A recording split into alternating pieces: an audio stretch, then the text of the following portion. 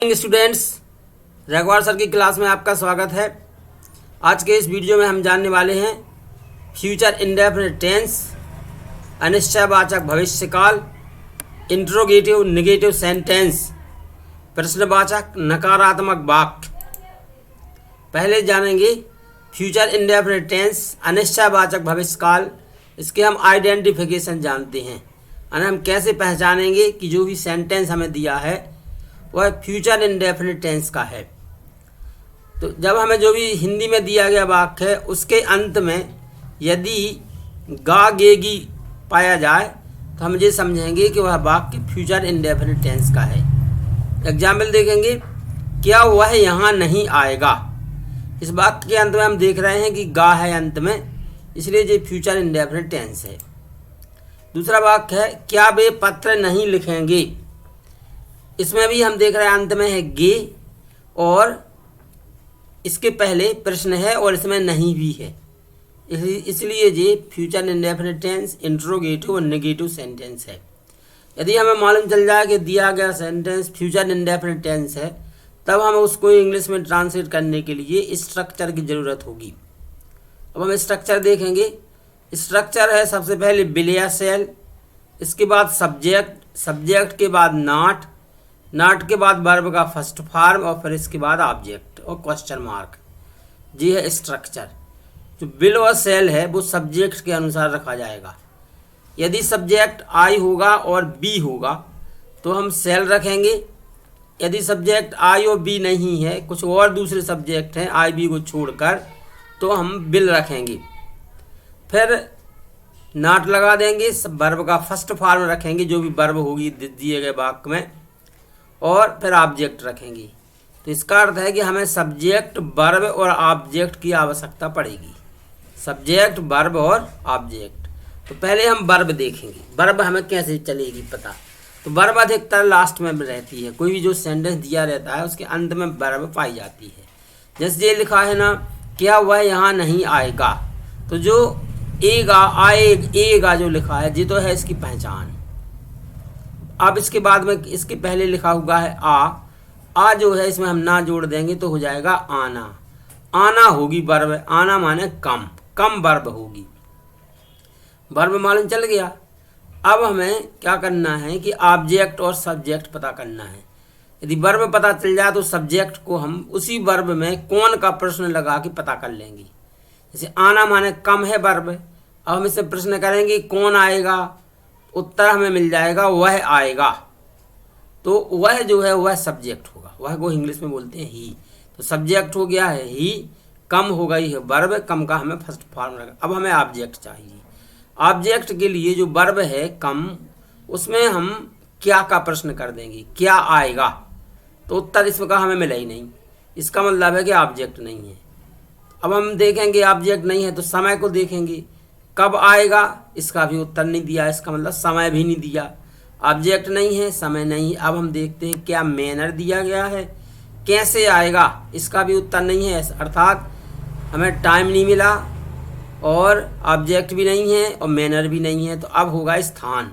स्थान के लिए हम प्रश्न करेंगे कहाँ आएगा, तो कहाँ आएगा का उत्तर मिला है यहाँ आएगा। तो जो यहाँ शब्द है वह होगा स्थान। यहाँ को इंग्लिश में बोलते हैं हियर। सब्जेक्ट क्या है ही, वर्ब है कम और इसमें स्थान है हियर। बस इसको स्ट्रक्चर के अनुसार जमा देना है। पहले सब्जेक्ट हुआ है माने ही के साथ में आएगा will he not come here, ये बन गया will he not come here. Next है क्या वे पत्र नहीं लिखेंगे। इसके अंत में लिखा है एक तो छोड़ देंगे हम, तो बचा है लिख, लिख में ना जोड़ देंगे तो लिखना। तो लिखना जो है वो है वर्ब। अब इसमें प्रश्न लगाइए कौन लिखेगा, उत्तर मिल जाएगा बे। तो बे होगा सब्जेक्ट, क्या लिखेंगे, उत्तर मिल गया पत्र, यानी लेटर होगा ऑब्जेक्ट। सब्जेक्ट, वर्ब और ऑब्जेक्ट हमें मालूम चल गया। अब हम क्या करेंगे, उसको इस स्ट्रक्चर के हिसाब से लगा देंगे। तो दे के साथ में विल आ जाएगा, तो will they not write a letter, will they not write a letter. अब हम यहाँ पर देखेंगे आई और बी के साथ तो आता है सेल, और बाकी का जो ही है, सी है, इट है, यू, दे और एनी नेम, इनके साथ में विल आता है। अब हम कुछ और एग्जाम्पल द्वारा इसको समझते हैं। क्या हुआ, पानी नहीं पिएगा, तो इसमें भी अंत में जो एगा है जे है वर्ब, अब पी बचा है, पी में ना जोड़ दिया, पीना, पीना वर्ब होगी, पीना माने ड्रिंक। कौन पिएगा, वह सब्जेक्ट होगा। क्या पिएगा, पानी, ये ऑब्जेक्ट होगा। बस इसको ट्रांसलेट कर दीजिए। Will he not drink water, क्या हो गया है, will he not drink water. क्या वे शतरंज नहीं खेलेंगे, तो इसमें will they not play chess. कुछ और एग्जाम्पल हैं। क्या राम गीत नहीं गाएगा, इसमें will Ram not sing a song. क्या तुम आम नहीं खाओगे, will you not eat a mango. क्या तुम आम नहीं खाओगे, will you not eat a mango. Next है, क्या मैं अंग्रेजी नहीं सीखूंगा, ट्रांसलेशन हो जाएगा shall I not learn English. क्या मैं अंग्रेजी नहीं सीखूंगा, shall I not learn English. क्या हम घंटी नहीं बजाएंगे, shall we not ring the bell, shall we not ring the bell. Next example, क्या आप खेत नहीं जाएंगे, will you not go to the field. क्या वे यहाँ नहीं आएंगे, will they not come here.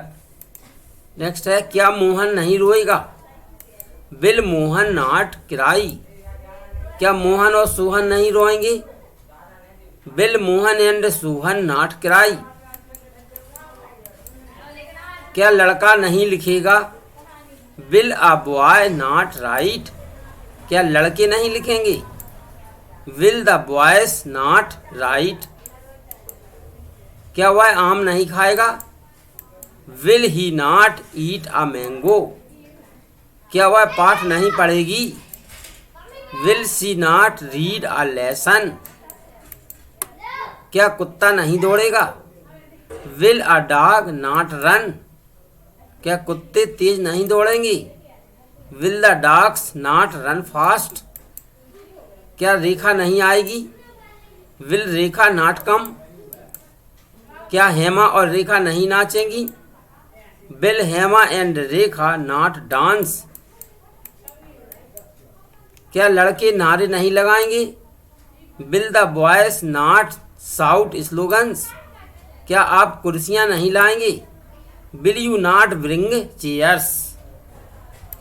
आप सभी ने वीडियो देखा, वीडियो देखने के लिए बहुत बहुत धन्यवाद।